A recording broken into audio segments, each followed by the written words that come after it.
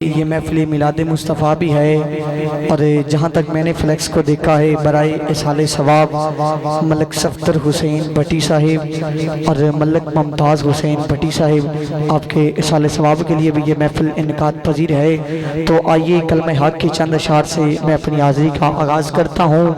یہ وہ کلمہ ہے زکاة ساؤنڈ کے ذریعے میری فقیر کی تکی اور بدی آواز آپ تک بڑے ایسا طریقے سے پہنچ رہی ہے۔ جب بھی آپ کے ساتھ حاضری ہوتی ہے آپ بڑی محبتیں فرماتے ہیں، انشاءاللہ آج بھی اپنی محبتیں فرمائیں گے۔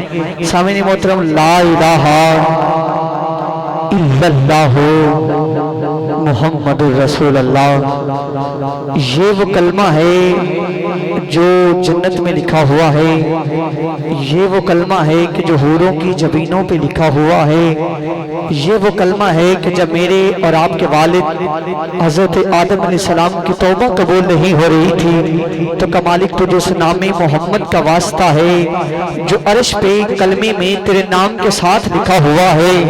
پھر حضرت آدم کی توبہ بھی قبول ہو گئی اور نجات بھی مل گئی۔ گرامی قدر تھوڑا سا اور آگے چلیں، قاری حافظ اکرم صاحب بھی بیٹھے ہیں، قاری صاحب بھی بیٹھے ہیں کہ جب بھی عربی میں دو کا ذکر کیا جائے تو درمیان میں واو لگتا ہے۔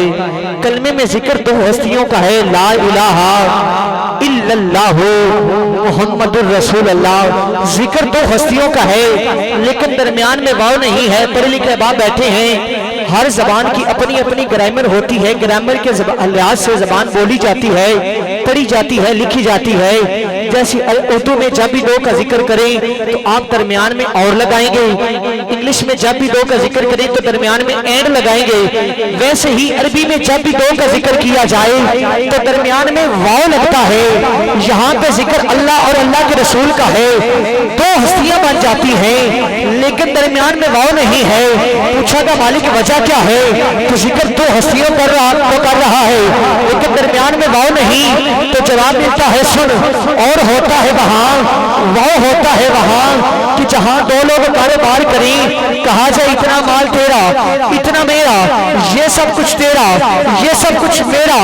کلمے میں واو اس لیے نہیں ہے اور اس لیے نہیں ہے کیونکہ رب بتانا چاہتا ہے کہ جو کچھ میرا ہے وہ سب کچھ میرے محبوب کا ہے۔ اور اللہ کہہ رہے تو صرف یہ دیکھ رہا ہے کہ میں نے کلمے میں واو نہیں رکھا، تو نے یہ نہیں دیکھا کہ اگر میں نے پہلے جملے میں اپنا ذاتی نام استعمال کیا ہے تو اپنے حبیب کا بھی ذاتی نام استعمال کیا ہے۔ اگر میں نے اپنے نام میں نقطے نہیں رکھے تو اپنے حبیب کے نام میں بھی نقطے نہیں رکھے۔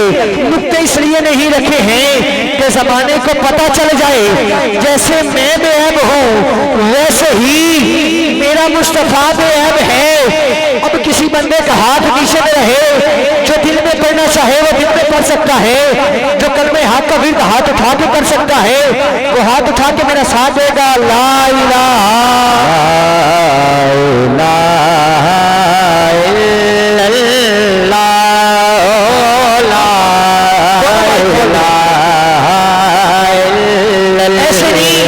ایسے نہیں جو جشن سننی آیا ہے ایک منٹ کے لیے کیمرہ مین بھائی تھوڑی سی محبت فرما رہے ہیں، مزید محبت فرمائیے گا، ان بندوں کے ہاتھ کیچ کیجیے گا جو اللہ اور اللہ کے رسول کے نام پہ کلمہ حق پہ ہاتھ اٹھا کے بولے لا الہ الا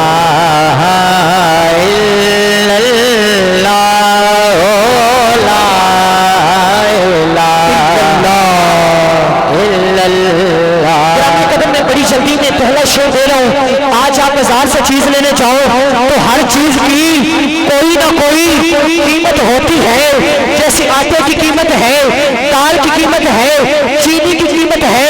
تیری اور میری آقا سے پوچھا گیا یا رسول اللہ ہر چیز کی کوئی نہ کوئی قیمت ہوتی ہے، جنت کی قیمت کیا ہے؟ حضرات میں اب جنت کی قیمت بتانے لگا ہوں۔ اب میں یہ نہیں کہوں گا کہ کون کون جنت جانا چاہتا ہے، لیکن جسے جنت کی قیمت کا پتہ چل جائے وہ تو ہاتھ ضرور اٹھائے گا۔ آقا سے پوچھا گیا یا رسول اللہ ہر چیز کی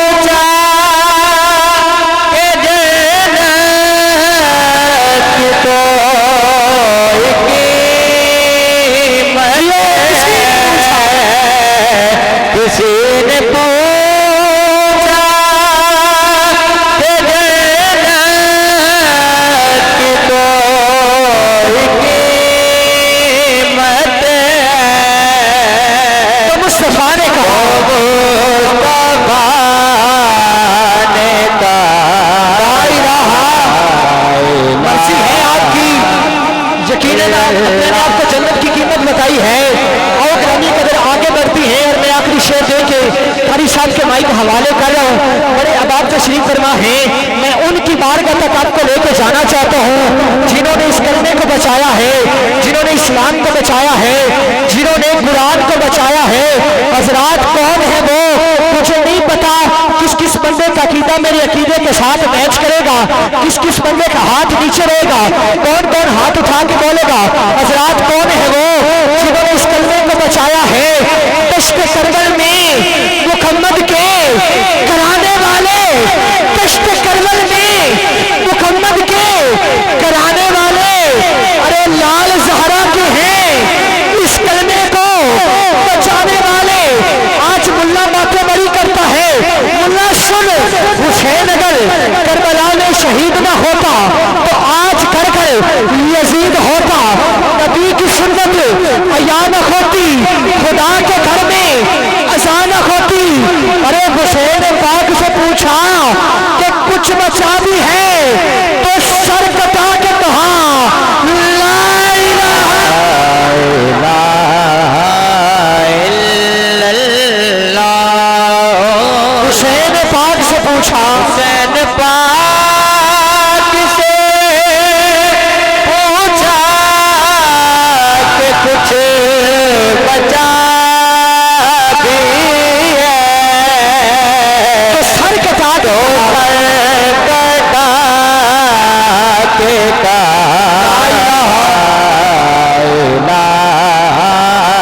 میں تھوڑی سی کوشش اور کرتا ہوں حضرات۔ اللہ تیرے دل پہ کیسی گرا پڑی، اللہ تیرے دل پہ کیسی گرا پڑی، تجھے اس سے اتنا حسد ہے کیوں؟ جو نبی کی آنکھ کا نور ہے، جو ولی کی روح کا چین ہے، تو کبھی دیکھ اپنے خمیر میں، تو کبھی پوچھ اپنے ضمیر سے، وہ جو مٹ گیا وہ یزید تھا، جو نہ مٹ سکا وہ حسین ہے، تو سر کٹا کے